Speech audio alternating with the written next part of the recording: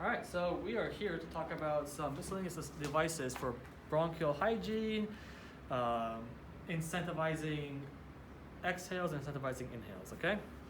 So these devices here, we're gonna be helping patients with secretion clearance. The entire function of these devices is just to send vibrations through the body. So these ones here, pretty self-explanatory.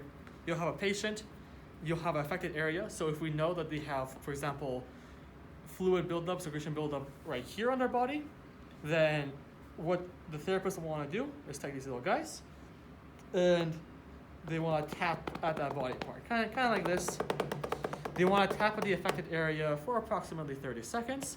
If it's in multiple regions, so let's say they have pneumonia all over here, they can go from the back, they can tap the back areas, and they'll tap one region at a time. So they'll go region 1 for about 30 seconds, then they'll go to region 2 for 30 seconds, region 3. You kind of think about it as you're shaking the lungs. The vibrations are going to shake the lungs, and the secretions will become loose, and they'll be able to be coughed out more easily by the patient. These devices follow a very similar idea.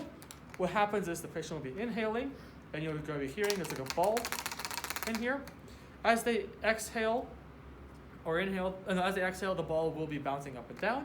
The ball bouncing up and down will change the amount of back pressure faced by the patient, and that will send waves of air going through them that will shake those secretions up, allow them to be more loose, and allow them to be coughed out or removed easier.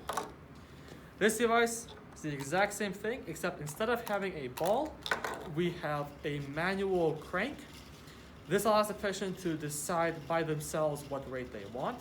The faster they spin, the higher frequency the oscillations are. The slower they spin, the lower frequency they are. It gives the patient a lot more control, and they can go based off their own comfort and their own needs. Now this device is basically a heavy-duty version of these guys. You gotta plug it in, you gotta turn it on.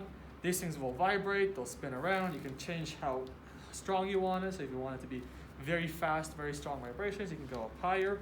If you want it to be lower but heavier vibrations, you can go lower. And this is basically, basically like a massage gun. You put it on their back, you keep it there for a little bit of time. They're gonna vibrate, the secretion's gonna vibrate, and then they're gonna become more loose and be easier to remove. Now this device is used to assist patients with coughing. This device is going to enable breath stacking. As you can see, we have a one-way valve right here. Now this one-way valve, when you squeeze the bag, you can see that it's going to open up. But when you let go, if they're going to try exhaling out of it, the valve will close. The point is, the patient will put their mouth on this mouthpiece, and then you will administer multiple breaths over a period of time. This will build pressure in their chest. Then you take it out of their mouth and they cough it out. The reason this device exists is because some patients cannot build the pressure themselves. They can cough, but they can't build the pressure due to pathologies or restrictions or other such reasons. So this device will build the pressure for them. These are the coughing action. Yes. And also, this is a state-made one. In actual hospitals, these bagers will say not used for resuscitation, because it'll be very bad if you try to save someone's life with it. All right. These here are incentive spirometers. Fairly simple concept. As the patient breathes in, the better they breathe in, the more of these balls go up. You can see here that it says 600, 900, and 1200 cc per second, right there. So if they're having a really good breath in, more of these balls will go up. If they're having a weaker breath in, then less of them will go up. The goal of this is to get the patient motivated. We want them to work harder. We want them to do better. So if they only get like one ball a little bit up, you don't want that to discourage them. You want to be their cheerleader. You want to make them feel encouraged and willing to do more. Recovery from lung pathologies can be quite brutal. It can be quite depressing, can be quite devastating. The patient needs to be motivated to do this. So no matter what they get with this, you want to try to motivate them, you want to try to challenge them. You don't want to put them down, you want to make them willing to try more. So if they get a little bit, then you'll be saying, great, you did a good job. Now let's try to get that ball to this height or to this height. Maybe we can check in the other blue ball. Or we'll see how long can you keep it up there. So you can keep it up for 3 seconds, great. Let's keep it up there for 5 seconds now. All of these devices do the same thing. For example, this device here, when they breathe in, these discs will go up. The more discs go up, then yay, lovely. This device here probably is to show goals. So now their goal is to be this, now their goal is to be this, now their goal is to be. You can increase it that way.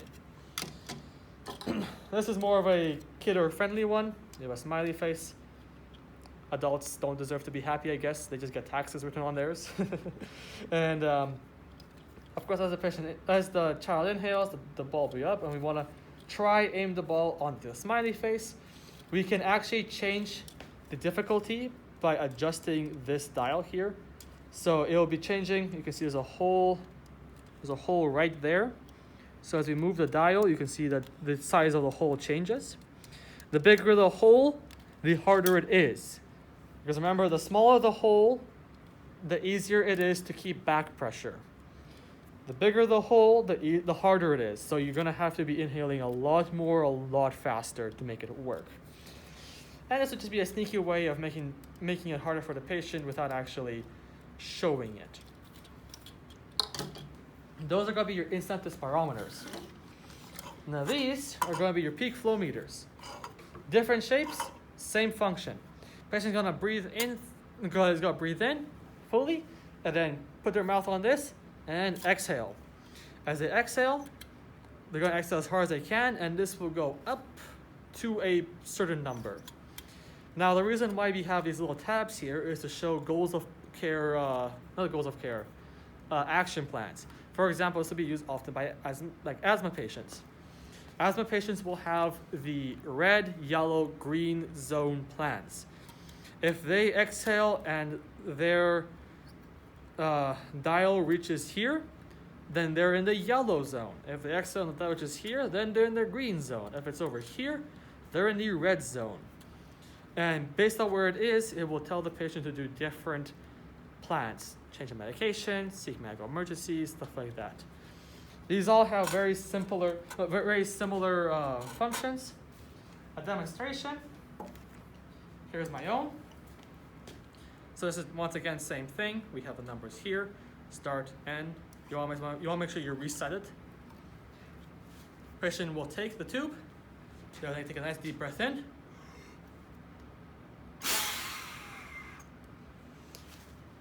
And you saw I did as hard of an exhale as I could, and my number is right there, which for me is going to be 530, I mean, yeah. Now this is also very useful for diagnosing asthma. Wardell says it's more useful than using PFT labs. Why? Because patients will get little graphs like these.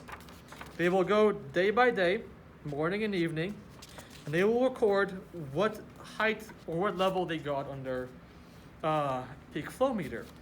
This will create a trend for us that will allow us to see how their breathing fluctuates.